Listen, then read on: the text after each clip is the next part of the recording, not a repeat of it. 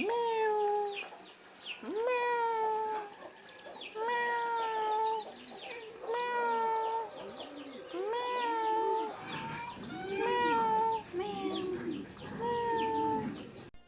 chào mọi người đã quay trở lại với kênh khám phá dân tộc Mông, nơi chia sẻ những điều thú vị của người dân tộc Mông.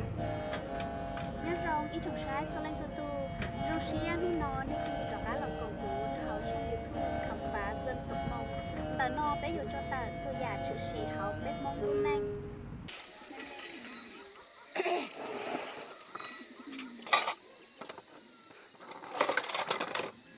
Nhớ rằng xin chào cô gái xinh đẹp.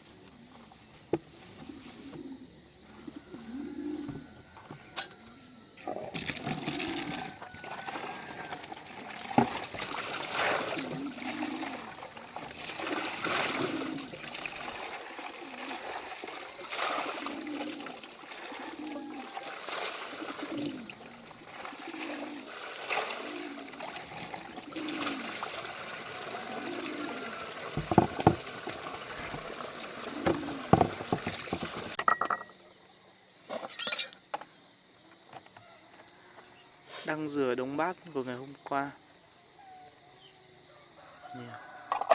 Nhiều, rất nhiều.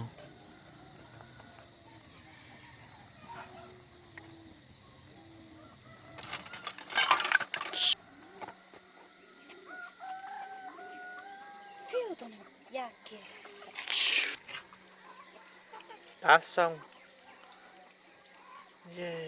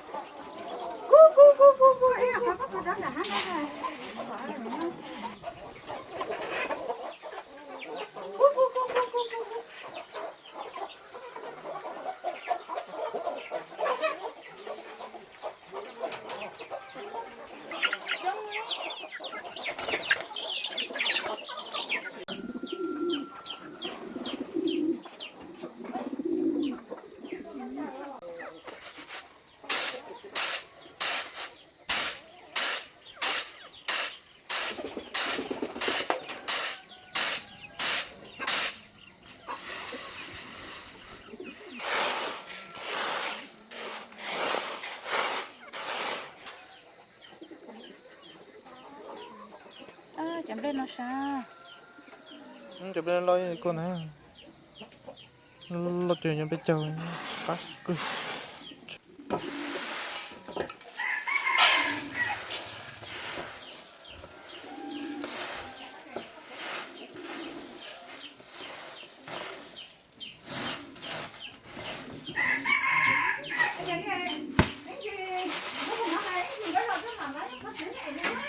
Chị máy không phơ. ui 잠깐 뭐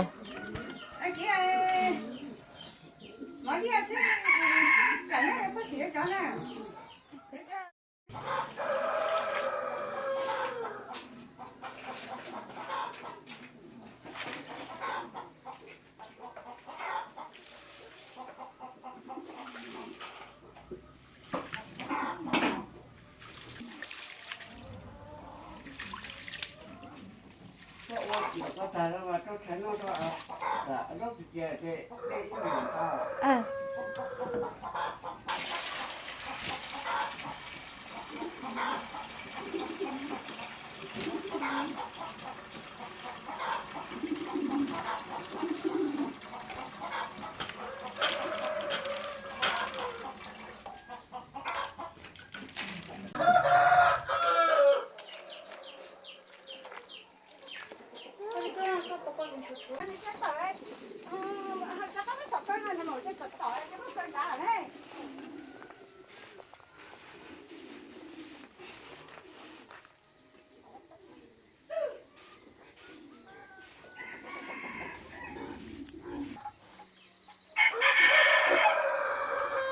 그 볶아 봐.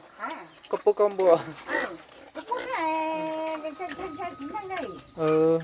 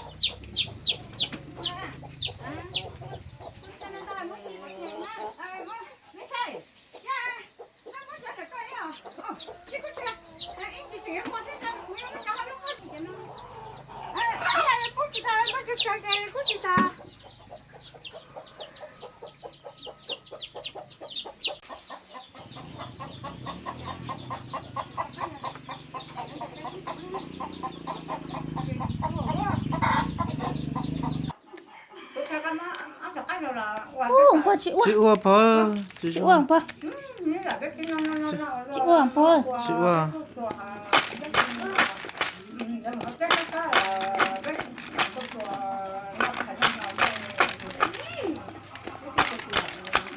Chị Ua mẹ ai ạ? Chị Ua. Chị Ua. Chị Ua. Chị Ua. Chị Ua. Để ước chị tôi tha lọt chồng mà ước yếu bỏ nè. Ước chị cả tôi mà ước yếu bỏ vậy ạ.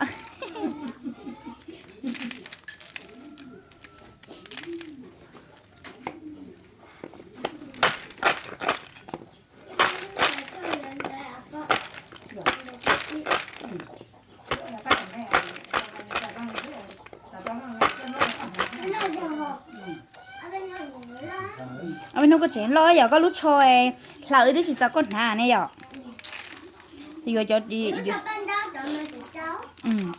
này là sợ lúc lo lấy có bên nuôi có thể cho con này nếu bố có này chả bị phí không giờ tụi phí cho mong cái tao này nhẹ nè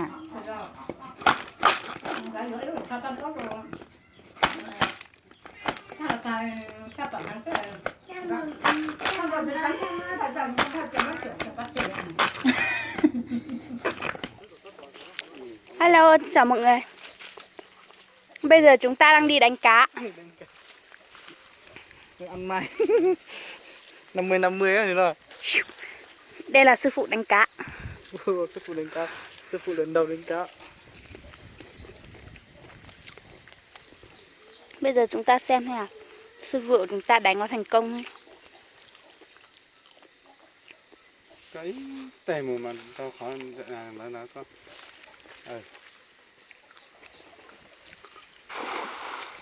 không làm một tảng tê mê mà rồi mình chỉ lọt được 6 lần tao rồi rồi nó không tiêu Đi một tiếng cá về bỏ con bùa nó xếp vào.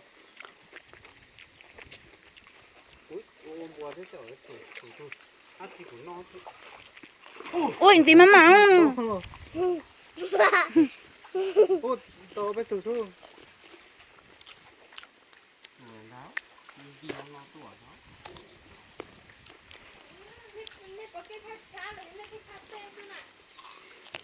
Sức chứa va chứa va đi lấy va đi con trò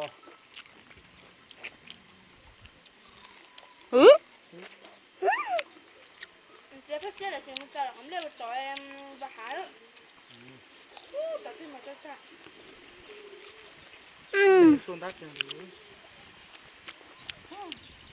đi trong thì nó mê ha Hay cô xí. Chúng tôi vừa ăn xoài, vừa bắt cá. Nên ăn trước cái gì đó ăn.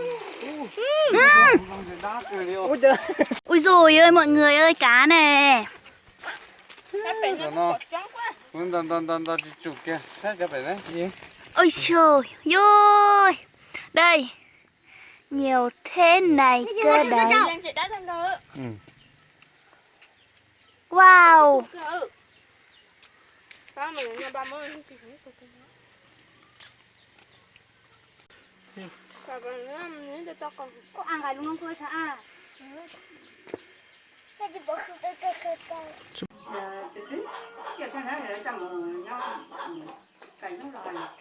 đó chụp xong á?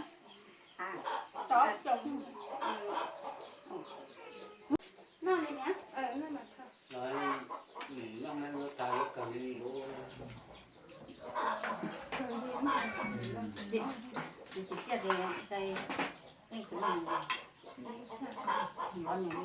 giờ thì là các bạn ta lại chỉ dúa lên á Mình cho về để lên cha các tàu hlính à.